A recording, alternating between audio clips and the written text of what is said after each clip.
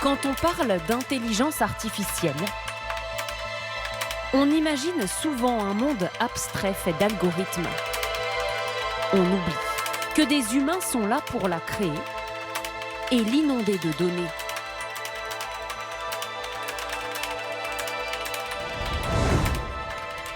Car pour exister, l'intelligence artificielle doit être nourrie par une armée de petites mains qui lui disent comment agir et réfléchir. Pour leur main-d'œuvre bon marché, les Philippines sont devenues les spécialistes de cette activité. Ici, des dizaines de milliers de jeunes alimentent jour et nuit l'intelligence artificielle, comme cet étudiant en informatique. Voilà ma maison. Et là, c'est ma chambre. Il souhaite rester anonyme, car son contrat lui interdit de parler à des journalistes. Pour 30 € par mois, il travaille 7 heures par semaine pour l'une des plus grosses agences d'intelligence artificielle américaines. Ça, c'est un panneau de signalisation. Sur ces images et sur cette carte, il aide l'intelligence artificielle à reconnaître l'environnement dans lequel un véhicule sans conducteur sera amené à circuler. Vous voyez l'arbre là ? Je le modélise en points de données pour que l'intelligence artificielle comprenne de quoi il s'agit.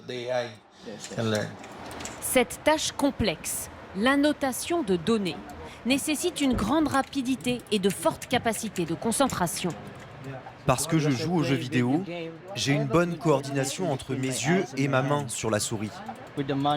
Ce que je gagne aide ma mère à payer les factures et mes frais de transport pour l'université.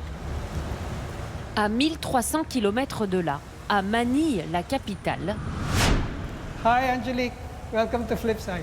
un entrepreneur a décidé de faire de cette activité sa spécialité. Voici les humains derrière l'intelligence artificielle.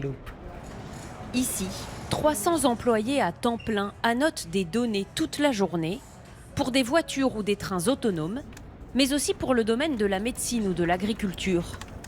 Ce travail ne requiert aucun diplôme. Pour être un bon annotateur, il faut savoir se concentrer sur son travail. Si l'on fait des erreurs, alors l'intelligence artificielle aussi fera des erreurs. Ils sont rémunérés 250 € par mois environ. C'est un peu moins que le salaire moyen philippin. Ce chef d'entreprise voit l'annotation de données comme une grande opportunité pour les Philippines. On est très fiers de contribuer au développement de l'intelligence artificielle et d'offrir dans le même temps un travail à des jeunes qui auraient beaucoup de mal à en trouver. Mais dans le pays, certains annotateurs commencent à dénoncer ce qu'ils considèrent comme une exploitation. Hi Joe, nice to meet you. Ce jeune homme, petite main de l'intelligence artificielle depuis 3 ans, touche moins de 3 € de l'heure.